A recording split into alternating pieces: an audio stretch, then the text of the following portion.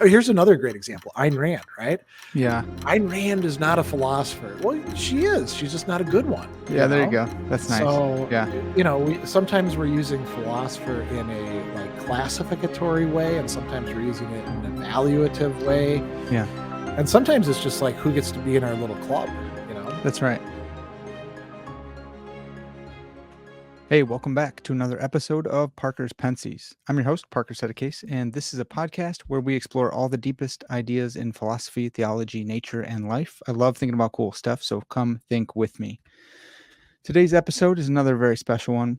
I have with me Dr. Greg Sadler, and we're going to be talking about public philosophy and Philip K. Dick, which I'm really excited about. A lot of you will know that I have a Philip K. Dick tattoo, and we're going to be talking about the book behind that.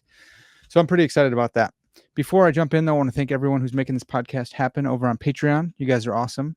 If this is your top 5, top 10, maybe even top 15 favorite podcast, please consider becoming a Patreon patron. You can find the link in the description, wherever you're getting this podcast at. And there's a lot of different levels that you can give at. And there's different benefits, perks at each level. So check that out. Also, if you're watching on YouTube, you can find the merchandise, the store. You can find that as one of the things to browse through on my homepage. You can find the store directly. Look at all the Parker's Pensées merch. I've been working with Chase Hahn, and there's some really, really cool stuff. So go check that out. Another way to support the podcast is down here. There's a super thanks button. You can give above and beyond the Patreon or just a one-time gift. You can buy a cup of coffee or something like that. Appreciate that. There's lots and lots of ways to give, lots of ways to connect with me. You can find the Discord server. You can find our Facebook group, Parker's Pensées Penseurs. Lots of ways. Twitter, Facebook, all that good stuff. You can find me. And I'm still a small enough program where I will respond to your stuff so far. No promises in the future when I am giant and bigger than Joe Rogan and all that stuff. But without further ado, let's bring in Greg and let's get talking about public philosophy, who counts as a philosopher, what is philosophy, and all sorts of other stuff. Here we go. Greg, thanks so much for coming on the podcast, man. Yeah, thanks for bringing me on. Yeah, this is huge. I've really been enjoying your channel lately, especially because I've seen your work on Philip K. Dick, and super, super exciting. Before we jump into that, though, I want to find out from you, how did you get into philosophy in the first place? It was pretty random. I come from a family that doesn't have an awful lot of, at least at that time, college grads, let alone academics in it. Now it's kind of changed with the younger generation.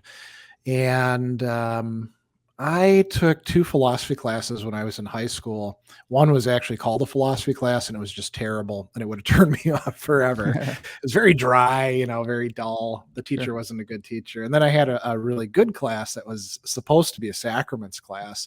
And they brought in this little guy from Seattle as a substitute teacher, and he decided he was going to teach us about Augustine, which meant that if he was going to if he was going to explain Augustine properly, he needed to teach us some philosophy. So we did some Plato and some Aristotle. We weren't actually like reading texts. He would just get up to the board and explain ideas, and then we'd chat about it. And I that kind of opened my eyes to it. And then went in the army, read a few things here and there, and then got out and went to college. And when I got to college, my mom's boyfriend or previous boyfriend had said, as soon as you get to college, declare a major right away. That way you're not just lost in a whole sea of freshmen. You'll hook up with professors and they'll kind of guide you. So I looked down this list and I was like, philosophy, that sounds cool. I think I could get into that. And I just started taking classes, and it kept on going. And then I graduated, and in the year between when I was working, I had to decide what I was going to do. Should I go to grad school for philosophy? I'd also majored in math. So should I go to grad school for math, or should I just take the actuarial exams? And I decided for philosophy. And fortunately, I wound up in a good place for studying it, where I didn't get turned off by very restrictive approaches, or the need for prestige or stuff like that. It was a pluralistic department where we had lots of different people representing different perspectives, and there was the possibility of taking Greek classes with the classic department, or Hmm. stuff in continental philosophy with the speech comm department, or stuff on rhetoric with the English department. And so I just kept, kind of plowing away. So you could say that I stayed in philosophy in part out of inertia, like a forward movement Yeah. inertia. But I was always attracted to this, like, digging into ideas. We talk about the big questions like how should I live, or, what's real, and, you know, those sorts of things. Those have always been of interest to me. And philosophy was one of the places where you got to explore that. Not exclusively. I mean, you could explore it in other fields, but it seemed like that was the best place to go, right? Yeah. And so, I was really fortunate in that, I've had the opportunity to be a professor. I've done other stuff with philosophy. I think it's a bit tougher for younger people now. The job market's pretty bad. Yeah. That's right. And yeah, so it's, I kind of lucked out having come up in the 90s when I did. Yeah. Yeah. Yeah.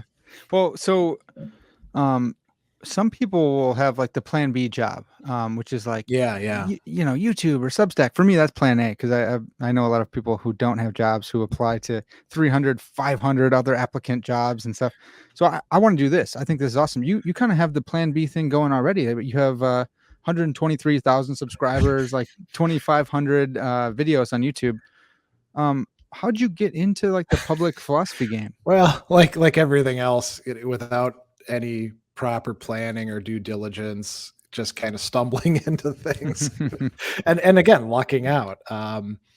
With the YouTube thing, I got into doing YouTube and uploading videos. I want to say around 2010, and it was my at that time fiance, now wife, who convinced me to start uploading content. She Smart she lady. Yeah, she'd given me a flip cam back when Okay. there was actually a company called Flip before they went Nice. out of business. And she bought it for me for like chronicling my time with my kids in the summer. But she was also like, well, you can record your classes. People are doing that thing these days.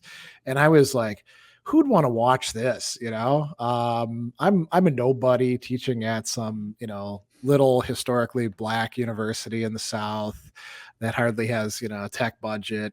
And she was like, well, just try it out. I mean, what do you have to lose? And Yeah. that's actually a kind of a good way to approach it. There's zero, what's going to happen? People say mean comments or something. Um, and it turned out that there were a lot of, I would say that my stuff caught on, not because of any intrinsic goodness or greatness to what I do, but because it was easy to stand out because so much of the academic teaching at the time was so bad. Hmm. So a lot of the comments in the first couple of years are things like, "My professor won't explain anything," and you'd be like, "What the hell's going on there?" Right? Thank God for your video, because otherwise I couldn't, I wouldn't have made Wow. it through Plato, right? Yeah. And you're like, "Wow, there must be a lot of really bad teachers out there." And then there were people who were also like, "I can't afford to go to college," or "I had to drop out. This is really nice because I get to feel like I'm in class again."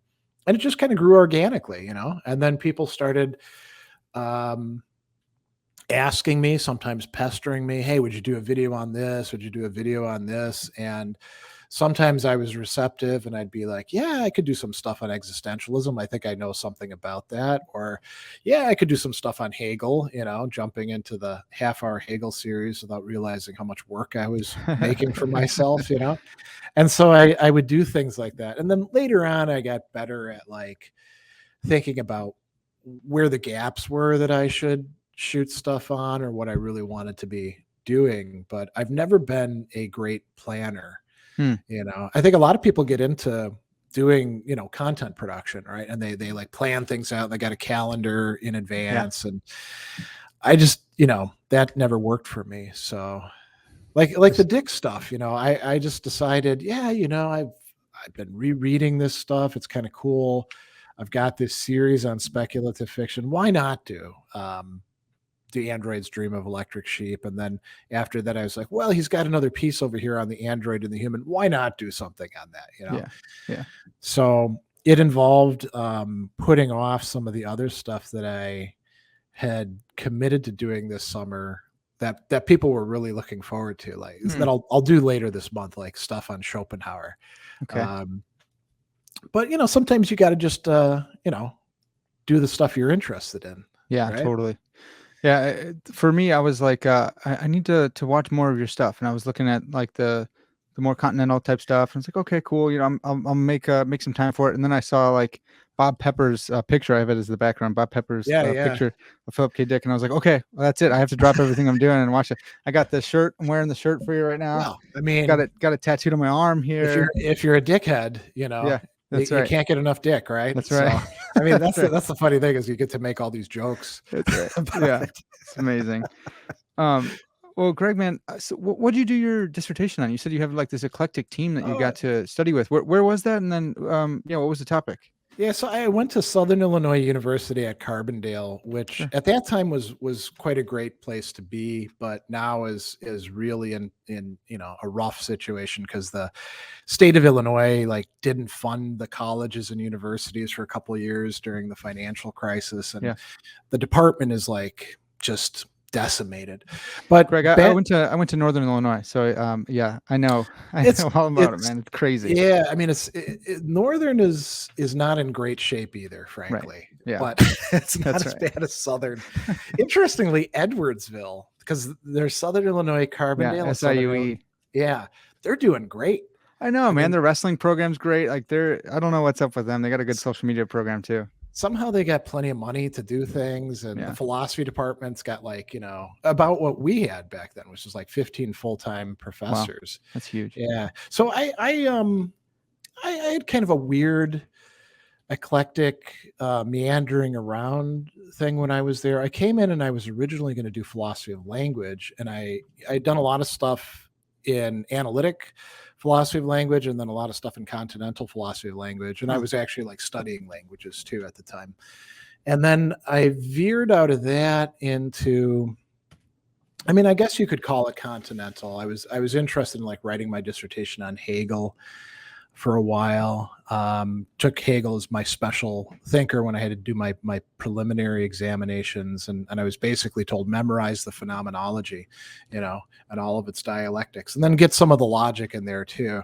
Okay. And I was able to do it back then. I don't think I could now. Um, but like I mentioned, I got to take classes with other departments. I started getting into a lot of history of philosophy stuff. Once I'd learned Greek, I could, read Plato and Aristotle in the Yeah. original, and that opened up a lot of doors. And reading, Anselm and Aquinas and people like that in Latin was pretty eye opening too. And so I wrote my dissertation on this guy who at one time was kind of a big name and now is almost completely forgotten, Maurice Blondel, Hmm. who was a French Catholic philosopher back when that was being like a committed Catholic was enough to get you essentially blackballed within the French Academy. He Huh. didn't get work for a couple of years, and then they put him out in the boonies. But he was okay with that, because he liked teaching. And the stuff that I did in my dissertation, the committee gave me a lot of freedom and latitude to do what I wanted. And so I produced this gigantic, sprawling, 450-page document that was Wow. just unpublishable, and I haven't looked at it in years, Yeah. frankly, but it was good to do. All the Yeah. research that goes into it was kind of fun, and your dissertation is your first book, so you're learning how to effectively write a book. It just so happens that one only got published in a few copies that I think are still in the library there or something. Hmm. Actually, I mean the copy that I have is in Word Perfect, so I'm pretty sure that all the codes don't work anymore. Oh, wow, nice.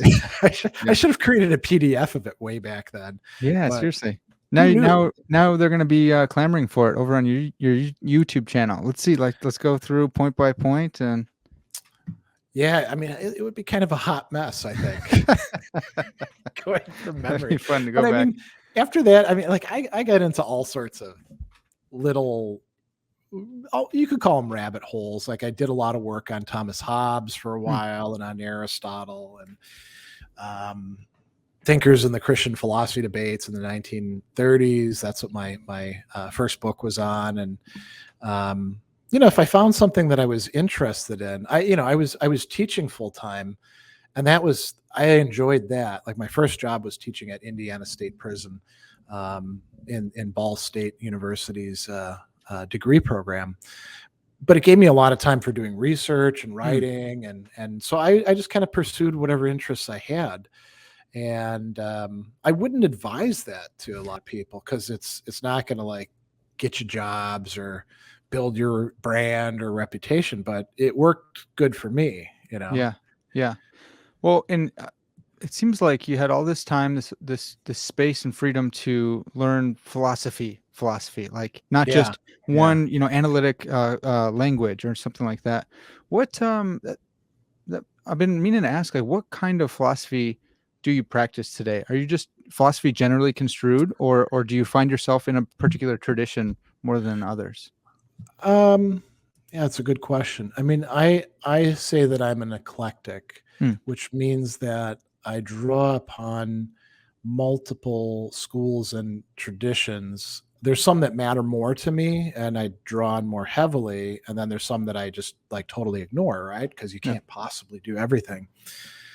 But as time went on, I got more and more interested in history of philosophy in a broad sense. So not just doing history of philosophy where we're like trying to locate a philosopher in their historical context and say, Leibniz had eggs this morning and that's why he wrote this piece this Right. way, but more like, what do these people that we acknowledge as important thinkers, what do they have to offer us in the present? And Hmm. so there's a connection between history of philosophy understood in the right way and then philosophy as a way of life. Yeah. The phrase that Pierre Hadot made really famous, but which plenty of people have done besides Hadot. And then, that's going to bleed over into some analytic philosophy and some continental philosophy. Like take Hegel, for example. Like you can approach Hegel and be really interested in him as a continental philosophy person, and then there's certain things that you're going to pay attention to and other things you're not going to pay Right. attention to, right? Right. If you're interested in him more in terms of history of philosophy, there's other things you're going to pay closer attention to. Hmm. So you can have multiple lenses, you could say. And where I went to grad school, we had analytic philosophers who had tried to push everybody out of the department and failed, and so they were a little bit humbled. Okay. And then we had continental philosophers, and then we had classical American philosophy, which was kind of unusual because Hmm. most American universities don't have that. But we had two Dewey scholars and a Oh, Peirce wow. scholar, and people doing work on James and the Transcendentalists.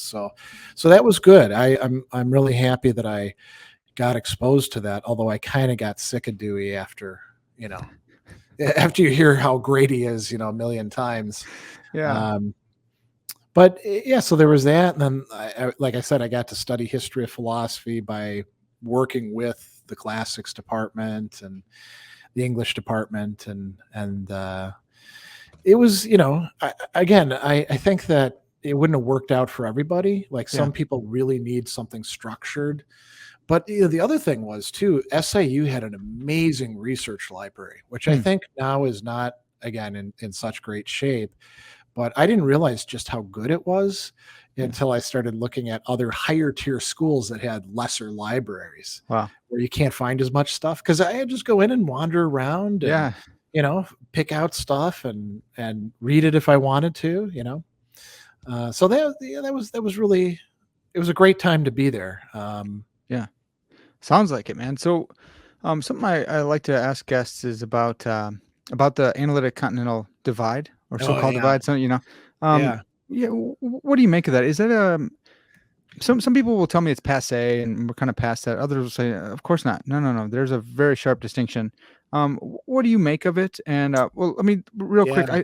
I think sometimes I've got this kind of view that the Continentals ask really good questions, but they're really confusing, and the analytics maybe less confusing, but sometimes they get pretty confusing as well. But Yeah, they'll yeah. focus on like does this chair exist? And I think that's an important question, but maybe they don't have the best questions. So I don't know. That's just a loose caricature, and it's not accurate. But what do you make of that?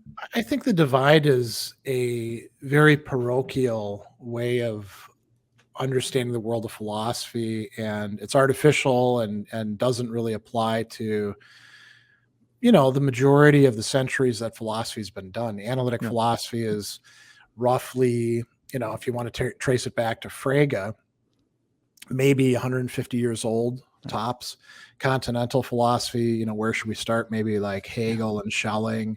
That's not that old either. And during a lot of this time, they weren't understanding themselves in those categories. The analytics were more than the continentals.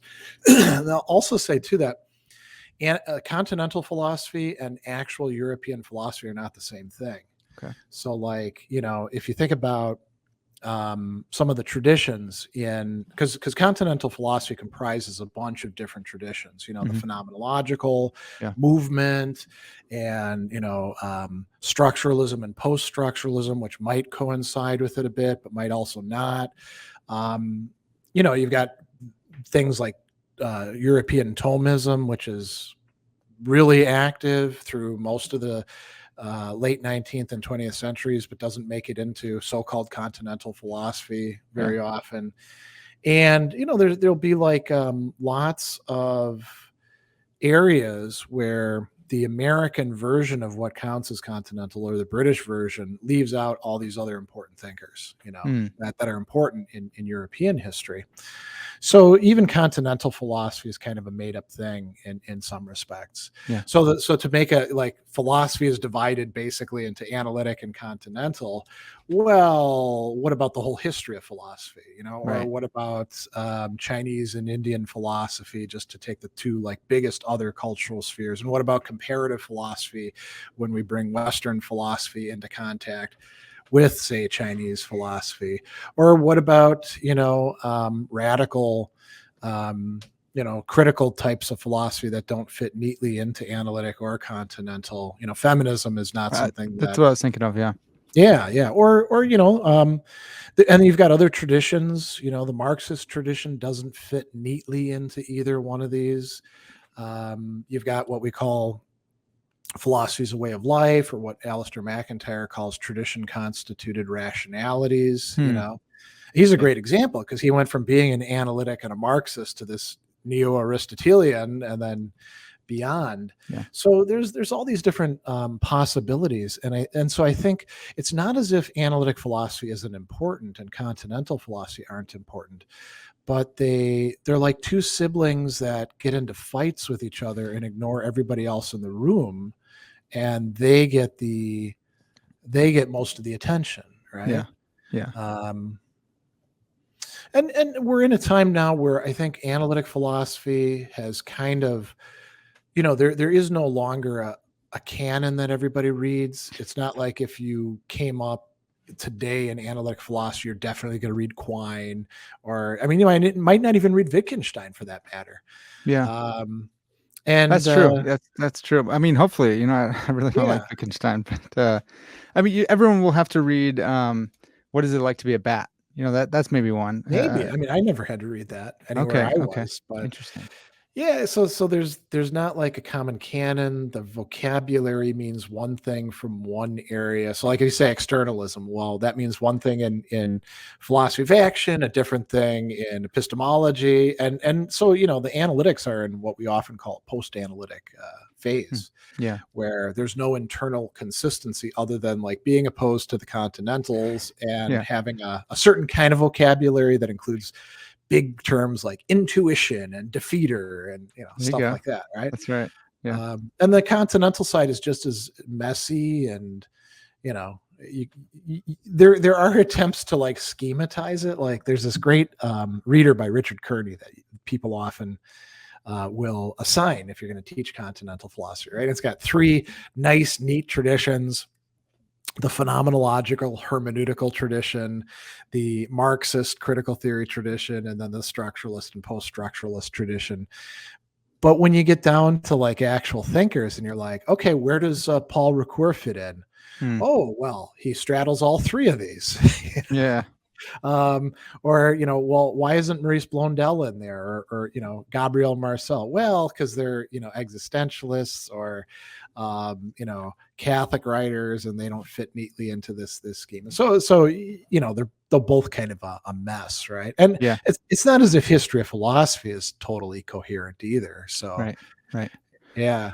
Yeah, I've gotten a lot of random ones from my time studying theology. Like, so Paul Ricoeur will come up because Mm. a particular theologian, Yeah, yeah. Kevin Van Hooser, would use him, and so I'd have to look up Ricoeur, and then I talk with my analytic philosopher friends. I'm like, yeah, I'm reading Paul Ricoeur, and they're like, who? I'm like, dang it, all this work for nothing, The irony is that he is one of the people who, came from Europe, so you can call him a continental philosopher, and he deliberately engaged the analytic philosophy of his time. He was a bridge Mm, builder, mm, so he's like referencing Max Black, yeah. and I think Davidson and the rule of metaphor. Oh, So snap. Okay. so they should know him, but they Yeah. don't, because they don't read enough. Yeah.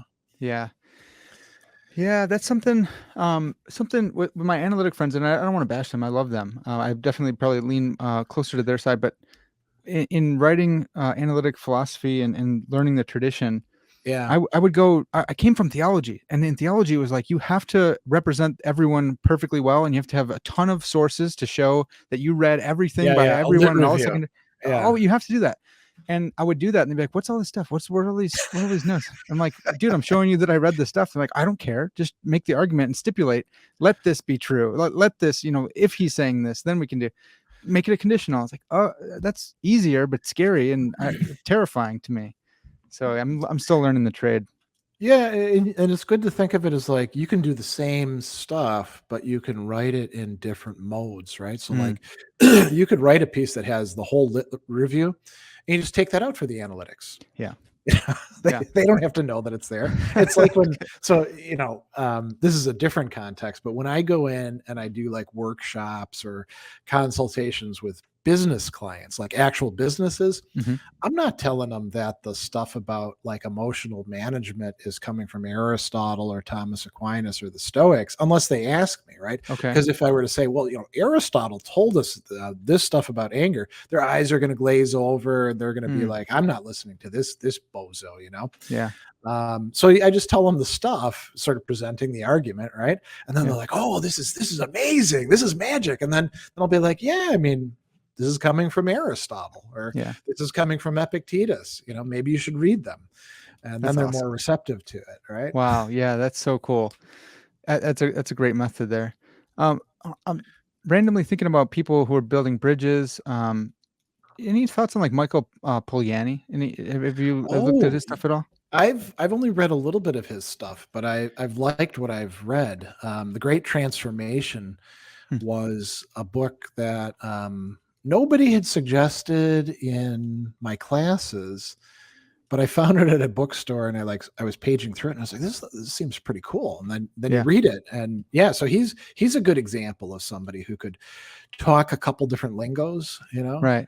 Yeah. Yeah. Yeah. That's what I was thinking. He's kind of weird, and again, another guy I got introduced to because of theology, and I'm trying to make sense in certain circles in theology. It's like, you haven't read Polanyi? What's your problem? To tacit dimension, and then you go to other places and like, yeah, so about tacit knowledge, and they're like, wait, what are you talking about? I study epistemology. We're talking about tacit now, and it's like, dang it. Yeah, yeah. But I've learned to embrace it, and I actually enjoy it, and I'm looking to you as kind of an example of saying, I just want, if it's philosophy, I want to know it. If other people take this to be philosophy, then I want to learn that and be able to talk intellectually about it. It'd be Well, fun. that's a really useful way to go about it, right? I Mm, think you put your finger on something important. If other people are willing to say this is worth reading, yeah. instead of just like saying, "Oh, well, it doesn't fit into this structure that I got taught, so therefore it's crap. What the hell Right. do they know?" Right. You look at people who you respect, and if they're willing to take somebody seriously, then maybe the first time you read them you didn't get something out of the person, but you're like, well, if Heidegger thinks that there's something here, there's probably something here. Yeah. Yeah. Or if pick whoever else you want. um I think there's a lot of what we do in philosophy, we present it as if it's like universal reason and, you know, there's no contingency in what I'm doing. It's all pure necessity and, everything follows logic. That's not how we do philosophy. That's not how Mm, anyone's ever done philosophy. yeah. I mean, who did Hegel read? It was very much contingent on who people thought you ought to read at the time and then where his proclivities led him, and nobody can read everybody. Yeah. So I think I think it's a great idea to rely upon this. I don't know if you can make it an argument, but like so and so whose opinion I respect thinks that this person over here is worth reading or this work is worth reading. Therefore, I'm going to give it a chance. Yeah. Yeah. Um, Yeah. I like that. I think also one thing that was frustrating for me was I made the switch. I'm studying philosophy, and people would say, "Oh, cool. So, like, what do you think of Nietzsche?" Right? And I'm like, "Well, first it's yeah, Nietzsche, maybe, right?" But no, look, I'm studying analytic philosophy, and they're like, "Oh, well, I thought he was a philosopher," and like, okay, well, what do I do here? And then I was like, well, fine, let me just read him. I'm sick, yeah, the yeah, fifth, sixth person asking me. Fine, I will read him, and then I'll be able to just talk with you, because the whole point of me studying is I want to talk with people about ideas. If yeah, they're asking me about these types of ideas, then I'm going to learn those ideas, and I'm going to be able to talk with people about those. yeah, yeah. That's useful. I mean, you can't read everybody, No, right? that's the And, problem. and Yeah, well, it seems and like you've read everyone. I don't know, Greg. no, no, there's huge gaps. Okay. And actually, that's one of the questions I often get from people who are starting out in philosophy. They get dismayed because they walk into the library and they're like, "Oh crap, I'm never going to be able to read all this stuff, and even if I do, I'm not going to remember Sure. most of it. So therefore, how do I know I'm reading the right stuff?" And the answer is, you don't until Yeah. you get something out of it. I mean, we can be pretty confident that reading Plato and Aristotle and the Stoics and Augustine and Cicero is going to be helpful for you. But, beyond that, who else should you read? Well, you have to kind of play around. And if you're spending a lot of time with ancient philosophy, you only get 24 hours a day. So you can't spend that time reading Nietzsche Right. or, people that are similar to him, but are not just saying exactly the same thing, like say Max Stirner. So everybody's got huge gaps, Hmm. Yeah. um, and Except I think Peter Adamson, he's got a history of philosophy without any gaps, right? that's because he sourced it out to other people, right? Okay. Yeah. And Yeah. I bet if we looked at it close enough, we'd find Find gaps. some I'll be gaps. I'll be really curious to see if Maurice Blondel is in it when he gets to Ah, there 20th we go. century philosophy. Yeah. Um, there's probably going to be some. I haven't looked at it too carefully myself, but yeah, you're always going to have some stuff that you didn't get to, and Hmm. you could regret it, and you're not even really regretting it because you don't know what you haven't gotten to, right? It's sort of Yeah. like saying, I've never been to Albuquerque. Actually, I've never been further west than whichever one is further west, Omaha or Denver, and I was only there for conferences, so I didn't get to really see any of them. So I've never been to Albuquerque, and I've seen Breaking Bad, Yeah. so I've seen a little bit of Albuquerque, and maybe I've seen some other show that had Albuquerque in it, Yeah.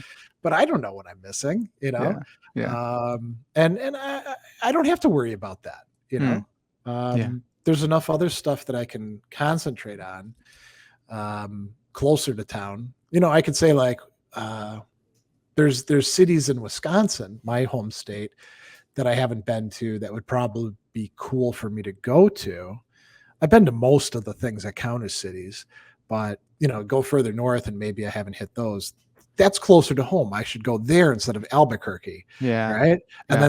then maybe there's nothing there. Maybe it's just a bunch of silos and a couple strip malls and But if you meet a person from there, you get to say, "Yeah, I've been there. I know that silo. Yeah, I saw that old tilting silo." And they go, "You saw that silo?" And they freak out. I well, love that. that's because we're social beings, right? Yeah. Yeah. Yeah. We care about where we came from and that other people think that's important, and Yeah. yeah, Well, and that's how I feel about some of the obscure works, where it's like if you can just read an obscure piece, Yeah, And yeah. you bump into someone who did their dissertation on that, they will like kiss you. They're like, "What? Are you serious? No one else knows this guy at all." Like the Jansenists, holy cow, man! No one knows Pascal was a Jansenist. Like this whole Yeah, thing. yeah. I love it. I love getting in deep with where someone like lives. It's so cool. But Greg, man, I wanted to see if we could get a definition of philosophy. Like Oh, what is it that we're talking about? I don't have one. I mean, I actually start my intro students off with like a whole list of proposed definitions of philosophy, Yeah. and then we talk about why they work for some kinds of philosophy but not others. Hmm. Um, I mean, I have gotten to the point where I can at least say that philosophy consists in several things connect with each other, and that they're like tools that we see philosophers using, like making Okay. distinctions or making arguments or stuff like that. And you can look at philosophy as a literature, which it certainly is. You go to like a bookstore. Now, most bookstores are going to have some kind of cheesy, crappy stuff in there with the philosophy stuff, That's right. but Every that's time. okay. Yeah. Yeah. Um, and then philosophy is an activity. It's something that we do. Like we could say we're doing philosophy right now. You know, and then it's depending on which approach you're taking. It's something that's got its own kind of norms and traditions to it, right? Yeah. Um, and it's got its own objects, which are also the objects of other disciplines, Yeah. but they get looked at maybe in more generality or in different ways, with more freedom sometimes, right? Yeah. And it is a discipline, but man, I mean, you think about like the 2,000 plus universities and colleges that we have here in the United States, and you like look at philosophy departments from one to the next. Not saying that you could actually compare all 2,000 however many else there are, but just like some, and you're like, well, the discipline of philosophy over here has some commonalities with the discipline of philosophy over here, but they Yeah. definitely are not the same, from one to the next. Yeah. Well, so with that in mind, then, who gets to call themselves a philosopher? Oh, that's a tough one. I mean, in a way, and goes all the way back to Plato's Republic. He notes this problem. Mm. Anybody can call themselves a philosopher if they want to, right? Mm. And maybe it'll stick, maybe it'll work, maybe it won't. And very often, some of the people who are doing, let's call it better philosophy or more philosophical philosophy, are not going to be recognized by those who've kind of taken over the field, right? Yeah. So, I mean, anybody can call themselves anything. It's whether it gets bought into by other people, and whether it gets bought into by the people who maybe are better informed, or Uh, yeah. but there Yeah. isn't going to be any real consensus. I mean, you're going to see people say Heidegger wasn't a real philosopher. He's just making up bullshit words, and you're like, no, I mean, he does have a tendency to like, be a little full of himself at times, and he does make up terms, but Yeah. they're not just like totally made up, right? He's explaining them in it. And you could say Wittgenstein wasn't a philosopher, or pick whoever else you want. Or here's another great example, Ayn Rand, right? Yeah. Ayn Rand is not a philosopher. Well, she is. She's just not a good one, Yeah. There you go. That's nice. So, Yeah. we sometimes we're using philosopher in a like classificatory way, and sometimes we're using it in an evaluative way. Yeah. And sometimes it's just like who gets to be in our little club. That's right. The evaluative one is I hold philosophers in such a high regard. I think like for a culture Yeah, to have yeah. philosophers, like I love it. That's why I want to be one. I love. So I'm like, oh no, I not Ayn Rand, and like maybe we even like exclude Will Durant because his book was so bad and has such like such bad ramifications. I'll tell you something. This is a total tangent, right? Yeah. Yeah. So I started doing these videos lately, calling out fake quotes, because there's like Oh, okay. way too many fake quotes attributed to Plato or Aristotle or whoever. Yeah. And I found that William Durant, given his propensity to like paraphrase and to give you his take about what people are doing, he is one of the supplier, even though he didn't intend to do it, of fake quotes, because people Yeah. will read his book and they're like, they take something out of there and they'll say like, well, this is what Aristotle actually said. and it's not what Aristotle said. Yeah. And instead of what Durant is saying that Aristotle said, and usually Durant's getting it half right, half wrong, Yeah. Yeah. Um, Wow. They can so just be traced back to him. Well, that's sometimes, it's always in the bookstores. yeah, So it's people say, perennially, what would you call it? It's a bestseller yeah, forever. right. And so someone would be like, "Hey, look at this book I got." And it's like, "Oh man, you should let me think. Who should you do?" Well, like Copleston's, but then it's like, "Well, good luck cuz now you have 15 or whatever 20 volumes here. Let me give you these instead of this nice little Will Durant one." Yeah. I Yeah. mean, Cobbleston is the guy that was kind of the standard when I was in grad school, but looking back on it, he does some philosophers better than others. Okay. Even he's got some, I mean, he's certainly got gaps, right? Yeah, yeah. And then he's also got places where you're like, well, I don't know that the Stoics were actually just about this.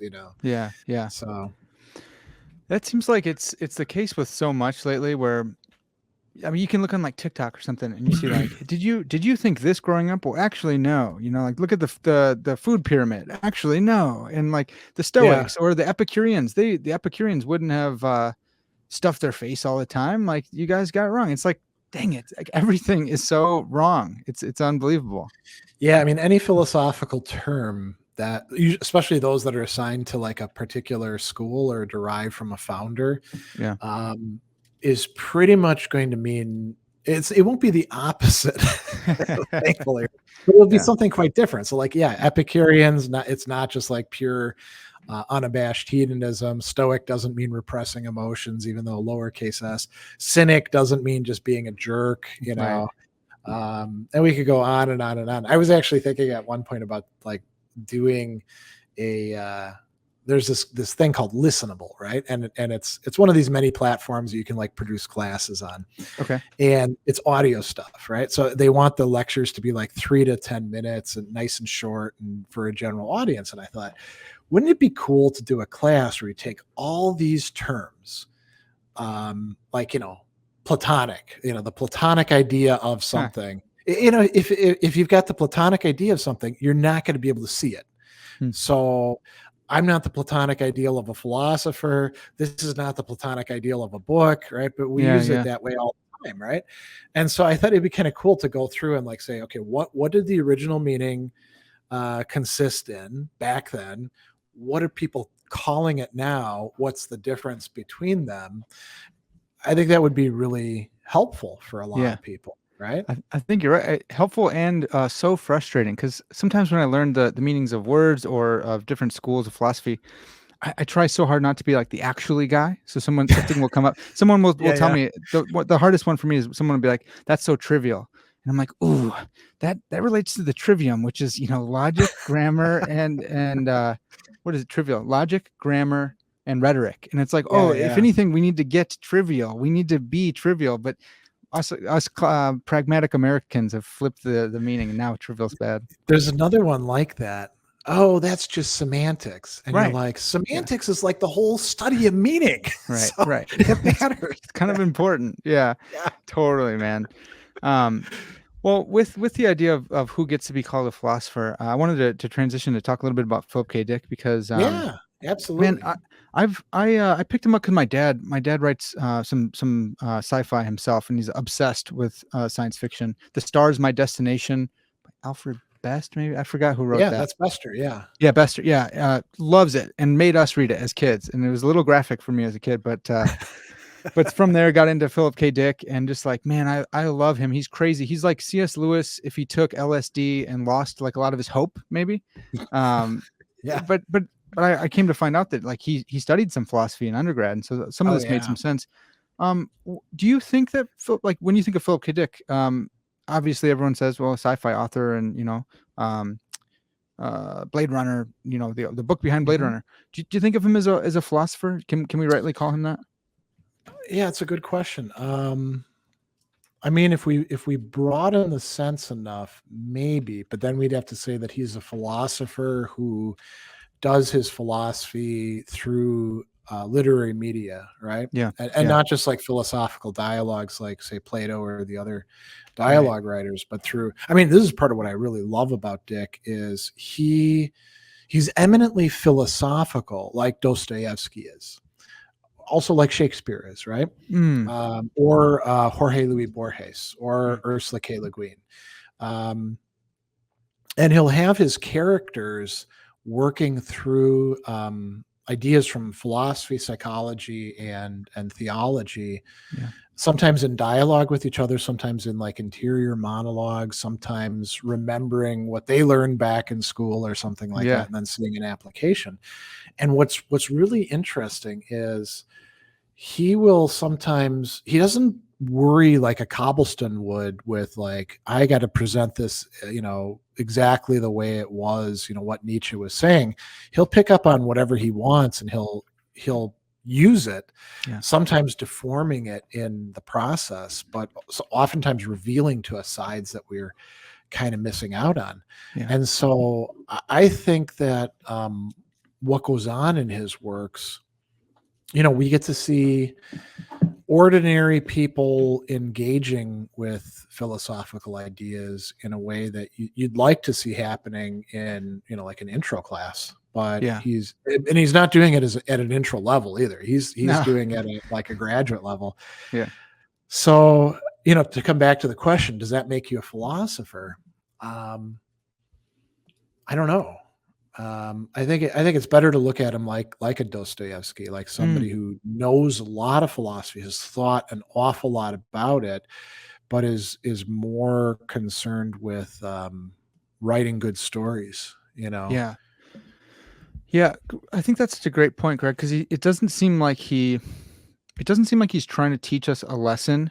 Uh, and Hmm. if it is, Right, right. it's not on the nose. He has this It's book, not Time Out. straightforward. Right, Yeah. right. Are you familiar with Time Out of Joint? Hmm. So in there, he doesn't tie up most of his books. He doesn't tie up all the loose ends, and you're like, Yeah. wait, what happened here? In Time Out of Joint, you find out that he's in uh, what's that movie with Jim Carrey? They Oh, totally ripped it off. Eternal Sunshine of the Spotless Mind. Is that the No, one you're thinking of? that one's close to it, but Yeah. Truman Show. It's basically Oh, Truman right, Show, right, right? right. Yeah, yeah, yeah. But so you go, okay, fine. He had his memory repressed, and he's really mapping out bombs and stuff. But there's this weird scene where time stopped, and he went to like a lemonade stand or something like that, and he found these words. They were just words on paper, and he all these like items out in reality started turning into just the words. And you're like, there's something there with like philosophy of language type stuff and concepts and how we view the world, and maybe some Kant in there. Like, this is going to be crazy when he reveals what he's doing here, and he just doesn't tie it up. And you're like, wait, Yeah, yeah. what happened with the little slips of paper with words on them? And he's collecting them, and you just no, no, no, it doesn't resolve.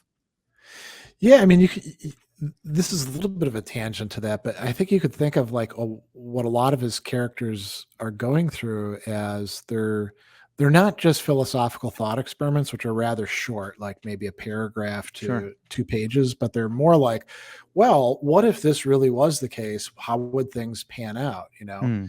Um, that's what's going on in a lot of the stories. Like Yeah. what would be I mean, so think about Man in the High Castle. What would be the case if historically the Nazis and the Imperial Japanese had won the war? And what would be the case if like there were multiple dimensions that you could move one to the Yeah. other and Yeah. stuff like that? Um, Well, so there's in the show they do that, but in the book I was so unclear on he whether they were exactly. in the right, were they in the world and they were all just confused and they're like, oh yeah, wait, no, Hitler did lose, or were they in a different reality? Like, Well, right. The show was kind of heavy-handed in that respect, right? It, totally, it yeah, it it like plays out all this stuff happening in different dimensions. It is in there in the book, but it's only sort of hinted at. This is where of course they don't have movies either. It's all books, right? yeah, yeah, yeah. Rather than movies. But the novel is charting out our world a world like our world, not exactly our world, in which the Allies had won. There's another thing too that Dick actually said really interesting in a radio, or not a radio interview, but like a taped interview. He talks about, because the Oracle plays such a big role, the I Ching in Oh that book. yeah, yeah, He yeah. said he used the Oracle to write the book. And Yeah. then in the interview, he said, I quit doing that because the Oracle lies to you.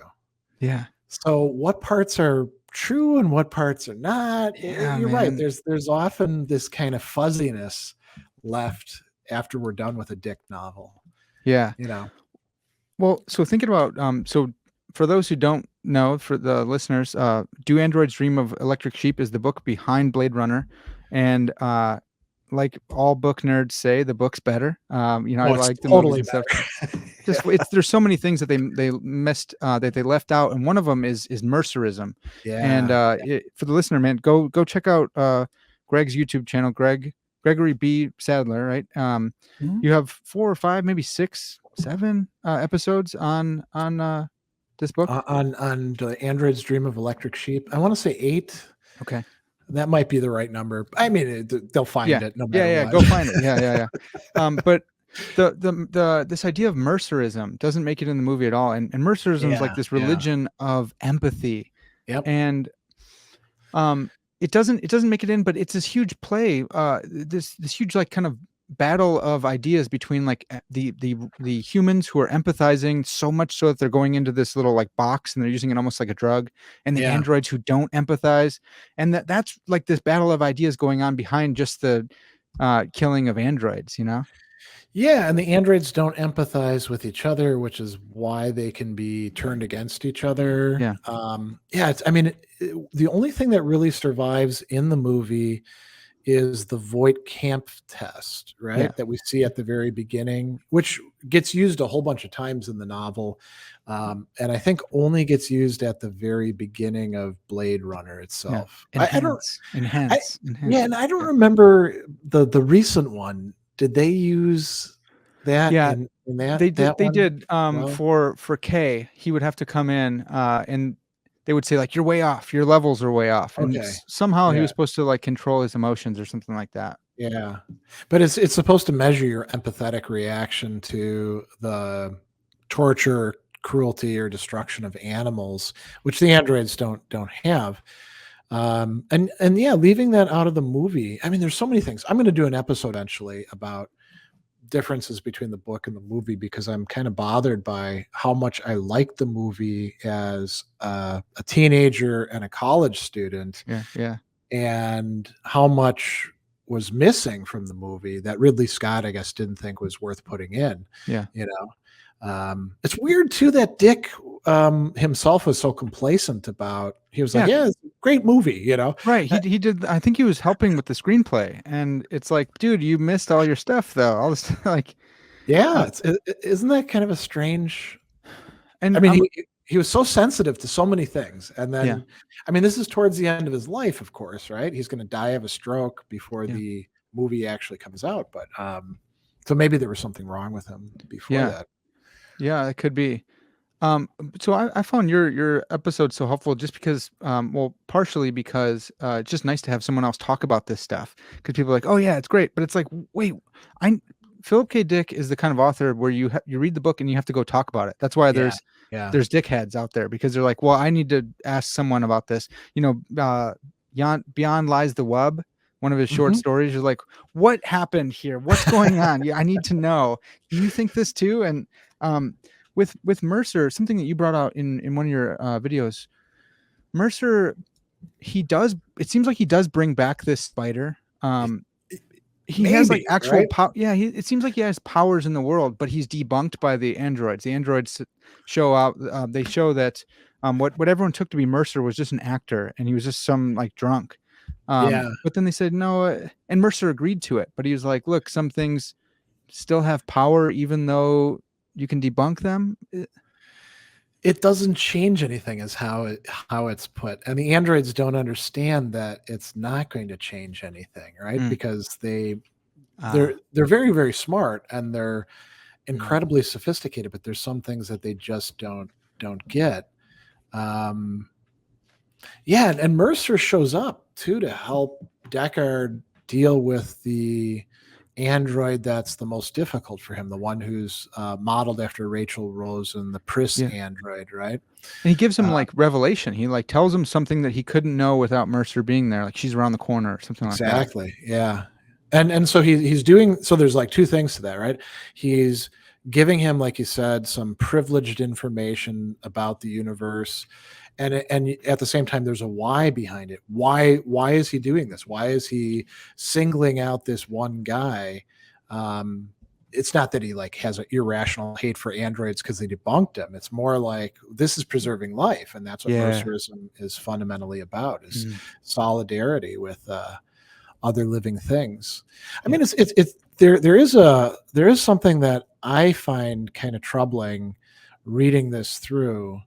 Um, and it was posed in the early chapters when Deckard is talking with his boss and then has to go and apply the Voight-Kampff test at the Rosen Corporation, and he applies it to Rachel Rosen, who is an android, right? Yeah. And before the revelation comes about, she's like, "You would have, he tests and he's like, she's an android, and she's like, I'm not an android. You would have killed me, right? Yeah. So what do we do with people that are lacking Yeah. empathetic reactions because of trauma that they've had, or maybe they just there's some sort of Parents. biological. Yeah. Sure. Yeah. Yeah. Do we say that they're not effectively human, they're just androids? I think Dick was really worried about that. Yeah. Well, and that's what's so cool about this book, that he kind of ratchets things up and says, "Look, Mhm. and I have trouble saying that he's trying to teach a lesson, because I have this theory that he just doesn't do that. He doesn't wrap things up. But there is a lesson in, like, his Voight-Kampff test is an obvious allusion to the Turing test. But the Turing test is all about just, can you fool someone Yeah. intellectually? Yeah, But this is yeah. like, you can't. No, this is emotion. This is deeper. Who cares about the intellect here? This is about the soul or something. Yeah. The other test that they have in it, I forget the first name, it's the something Bonelli test, Yeah, yeah. has to do with more mechanical stuff. It has to do with something with like a reflex that you have. Hmm. So you got like three possibilities: cognitive, Yeah, affective, and then just purely mechanical. yeah. It's like Plato's The trichotomy of the. tripartite soul. Yeah, Yeah. Yeah. yeah, Except, one of the things that I do like about Plato's anthropology is the rational part of the soul is not just this cool, calculating yeah, part. It's got its own desires and its own pleasures. yeah. Um, It is so fascinating. yeah, so you're, like it needs things to be a certain way. It wants things to be a certain way, Yeah. you know. It's not just like Spock. Well, maybe even Spock's Exactly. not like Yeah, yeah. Spock, right? Yeah. Another thing, maybe I don't know if this is like common knowledge, but it seems like Mercer is like an allusion to Sisyphus. Is I can see the resemblance in that he's going up a hill, right? and he's And like Jesus, like he's like a Jesus Sisyphus, like he's it's suffering on our behalf, kind of. yeah, and his suffering gets repeated over and over again, Yeah. and if we grasp the handles of the empathy box, we're being invited to like go along on the ride. Um, but he's not been condemned to it the way Sisyphus was, and he, you know, Sisyphus is all by himself, whereas Mercer, Mm. we're all in it together, right? Yeah. Yeah. Yeah. Yeah. That that h- Dick's idea about empathy is so fascinating. A lot of times I'll get heat from people. They'll say empathy is either you can't actually do it because you can't get inside someone else's feelings. So sympathy, we need sympathy, or it's somehow wrong to want to do that. And Dick's like, no, Yeah, no, we're actually having this fusion. Let's go all in. We're fusing and feeling each other's feelings, and yeah. it plays such a huge part in this book that I the think it's a androids, word yeah, don't. that people use. There is no consensus use of the word empathy Okay. when you look at the literature that's out there, and very often you'll see people doing a lot of writing, like in self-helpy kind of stuff, and then they'll tell Yeah. you what they think empathy is and how like maybe there's like two different kinds or four different kinds, or pick Okay. whoever's theory you want. And I think that Dick is using it in a very broad sense to encompass a couple other things that we might not necessarily place under empathy. Um, but yeah, I mean, the people who, if somebody tries to tell me that empathy is overrated, you can't really put yourself in another person's shoes, I'm more like, well, I know that you can't, and I'm not going to walk down a dark alley with you Seriously. because you just like gave me the tell, but that Yeah, doesn't that's a mean good that the point. rest of us don't have it. Wow, that's So good. That's really good. yeah, Um, so one of the big points, I don't know if it's a point or not, but you can help me. Um, sure, one of the big points is that the androids, they don't empathize with each other, even though they kind of do. Like you brought that out in your video. It's like, oh, they kind of do though, but it's not the same way maybe that we empathize with each other. But yeah. they don't empathize with the animals, and we find this out because not Pris, but what's her name? Oh, The real M Garden, yeah. no, the real Rachel Rosen comes in and throws the sheep off the roof, that too, yeah, yeah. and that Well, I was was like the thinking of the most. spider, but Yeah, yeah, yeah.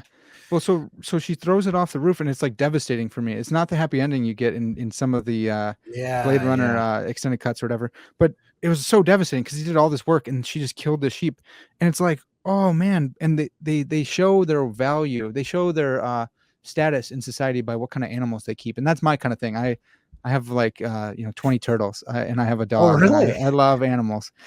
So for me, I'm looking at this and I'm saying, okay, as an animal lover myself, I keep endangered species, which I have permits for them. So relax, DNR. But I'm trying to breed endangered turtles and help, O repopulate Illinois. okay. But so for me, looking at from that perspective, I'm like, Philip K. Dick is showing us what it means to be human. Part of Yeah, being yeah. human is empathizing with animals. And even if you're the most intelligent person in the world, but you don't empathize with animals, there's something lacking in your humanity. And I'm like, maybe that's totally me reading in because I'm a turtle guy, you know? Well, there's a lot there. I mean, it's interesting, because turtles are not the go-to, I think, for most people when they're thinking about like it's dogs and cats, right? Totally, And totally. then maybe birds, or maybe horses or something like that. But we tend to think about reptiles. Well, they're reptilian, they're cold, they don't care Cold, about yeah. anything. Yeah, exactly, Yeah, right? And we're learning more and more. I think that throughout most of history, it's partly because we just didn't have the footage, right? I mean, you go onto YouTube and you can see yeah, all this interesting stuff about interspecies friendships taking place, yeah, So we have an access that I think a lot of most people lacked in the past and had to just rely on like folklore about animals. But yeah, I mean, there is something, not necessarily like every single animal, the way that yeah, Mercerites are. I mean, they're also in a situation of artificial scarcity. Most of the mhm, animals have died off. They're very precious, right? So if you and I lived in a world in which even mosquitoes were rare, maybe we wouldn't like slap the mosquito. yeah, right.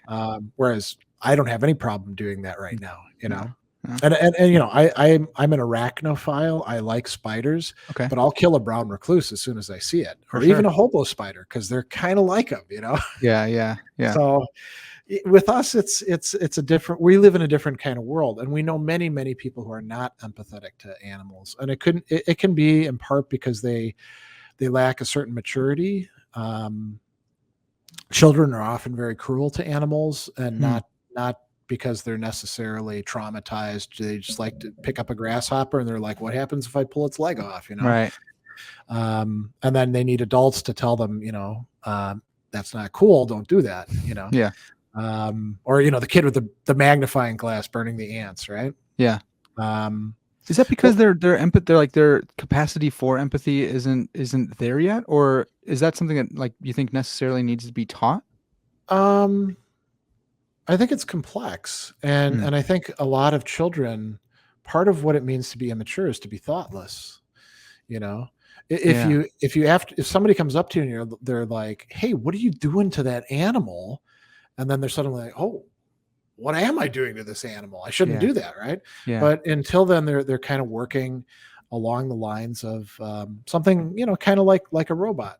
yeah, Um, just following out programming, and then there can be like all sorts of damage that's done through trauma that hardens people and makes them, yeah, maybe cruel because that's a way to feel like you're on top of things or to feel alive or stuff like that. Yeah.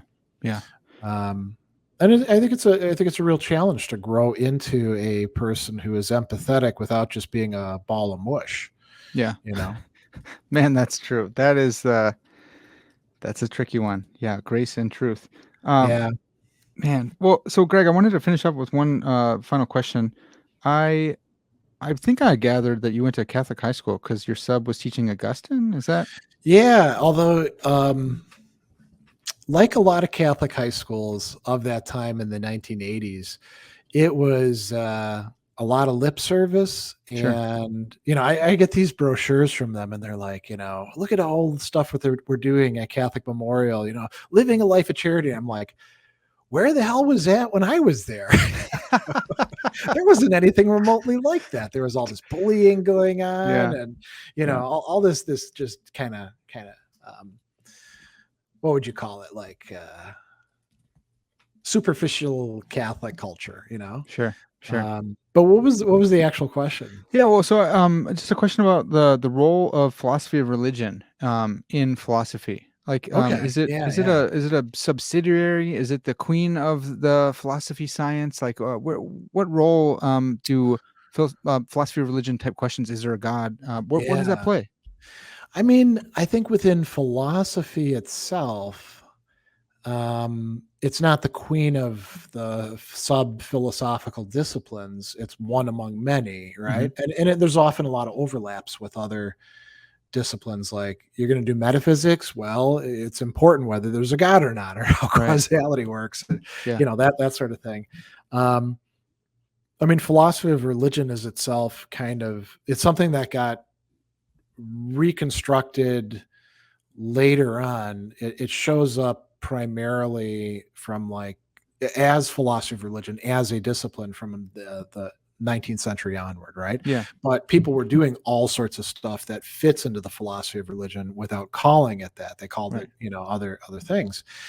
Um, Philosophy also has to think about its relationship with other disciplines, like which could include theology or history or the fine arts, and then it also has to clarify its own relation with important areas of human life. Like theology is not the same thing as religion, right? Hmm. Because there are atheist theologians out there. Yeah. Right. Right. There's- um, yeah. but if you're a philosopher, you do have to take what Maurice Blondel called the religious hypothesis seriously at some point, unless Mm. you grew up in like a totally secularized environment, or you're just irrationally hostile to religion and won't take it seriously at all. Yeah. But I mean, that doesn't mean that every single philosopher has to think about big religious issues in order to do philosophy. Yeah. Well, um do you think every philosopher ought to have an opinion on God's existence? oh, I don't know. Oughts are tough. Yeah, I mean, I I'm willing to say that because there's a lot of people who are very narrowly specialized and they just do their shtick with their, reading their 10 articles over and over again that are common in that field. And maybe the Yep. 11th will get added That's 5 right. years down the line. And I don't want to say that those people aren't doing philosophy. I don't want to exclude them from the field, right? Yeah. Yeah. Do they have to think about issues in the philosophy of religion if they're just doing analytic philosophy of action? I don't think so. Mm. As a person, Yeah. now, I mean, every philosopher is also a person. Yeah. Maybe sooner or later you have to develop some sort of position on that. But a lot of things like that, our positions are kind of loosey goosey, just kind of not well thought out. And Mm. what comes to mind right now is thinking about Augustine. He talks in the Confessions about when he first started praying, and it was because he didn't want to get beaten. So he would pray to God, let me remember my lessons, or don't let these people beat me. And they were pretty terrible to the kids back then. And they had the same thing, like, well, this worked for us, you know. Yeah. We turned out just fine, let the beatings commence, right? Yeah. Um, and he says at a couple different points, the God that I was praying to, obviously the God didn't hear me because it was like a figment of my imagination. Now, this is a guy who is a Catholic theologian who, when you hear somebody like that saying that, you're like, whoa, what's going on there? Right. Yeah. Well, he's acknowledging that a lot of our understandings of God that we like pray to or we react against or stuff like that are basically just they're not related at all to whatever the thing out there, if it exists, whatever God would be. Yeah. Yeah. And I think that's part of what holds a lot of people back from considering these big questions. I mean, if your idea of God is like big father in the sky and your father was a jerk, why would you want to have anything to do with God, right? Right. Right. Yeah. And I mean, in theology, that's a huge deal. If God is calling himself Father, and he's put fathers in the world to represent him, and you misrepresent God by beating your Yeah. kid or being a terrible father, like that's a really big deal, So Yeah. yeah, it's totally right. Yeah. To swing back, I mentioned that I taught, at Indiana State Prison, and I would hang out with the other teachers, and some of them taught theology, Hmm. and they were, Ball State was a secular state institution, but Grace College was there as well. And Hmm. and this guy would talk about his classes and exactly that, how he would have to wean these anywhere from like 20 to 60-year-old men away from conceptions of a father who was either like absent Yeah. or drunk all the time or would beat the crap out of them and their mom and their siblings, or would spend all the household money, or Or you brought them know into the crime world oh, himself. Yeah. exactly, yeah, Yeah. yeah, Yeah. yeah. Yeah, man.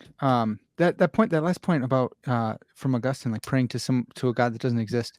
It's so interesting, and I think for those who hate analytic philosophy, like this is where like definite descriptions and rigid designators come in. Like, well, do you think that your word for God like finds its way to God, or if your Yeah. description's wrong, does it not? And it doesn't refer. I love that stuff. So I will just drop a last analytic philosophy is not so bad to the listener. Yeah. This is awesome. Well, Greg, man, thanks so much for giving me your time here. This has been super fun. I'd love to have you back on. Please come back on. We can Oh, talk sure, more yeah. Philip K. Dick stuff. Um, Before I let you go, though, I'm sure if you're listening to this, you already know about Greg. But if you don't, can you tell us like where can they find you? What's your channel like? Well, the easiest thing is just type Gregory Sadler into Google. There's a few others out there. Actually, I'm going to do a Oh, okay, video eventually about the other Greg Sadlers, nice. but to their detriment, I have dominated the Google rankings. So like all the stuff will come up. I mean, I have the video channel, which is just called Gregory B. Sadler.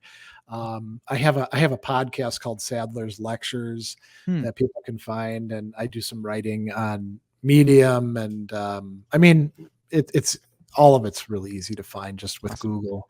I Yeah. mean, I shouldn't be like necessarily advocating you know, the big conglomerate I corporation, know. but What would Philip K. Dick say about us right now? Yeah. That's exactly. so good. That's so good. Well, thanks so much, man. This has been fantastic. That's going to have to do it for now. This has been Parker's Pensées, and as always, all glory to God.